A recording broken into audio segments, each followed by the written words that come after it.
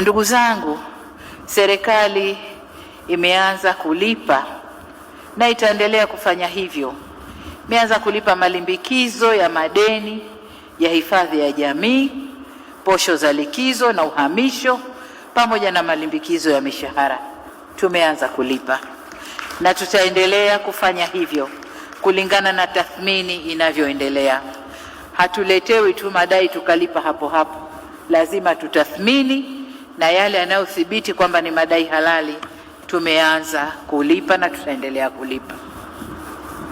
Hoja nyingine zote, ndugu zangu wa TUCTA, tumezipokea na ninaelekeza ofisi ya Waziri Mkuu, Kazi, Ajira na Mahusiano kwa kushirikiana na TUCTA na ATE na wadau wengine kuzifanyia kazi na kuzipatia ufumbuzi, sababu lazima tuzifanyie kazi kwa pamoja, sio serikali peke yetu.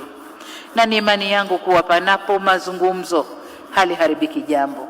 Kwa waziri, vuta wenzio mzungumze, zifanyeni kazi hoja hizi moja baada ya nyingine ili mzimalize na tuende.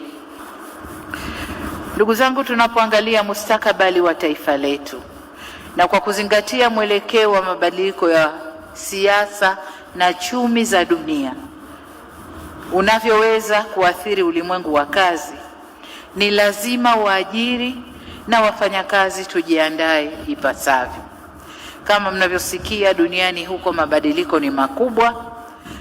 Kuna mambo yanaendelea huko ambayo kwa vyovyote vile yanaathiri chumi za dunia nzima, na hasa sisi nchi zinazoendelea.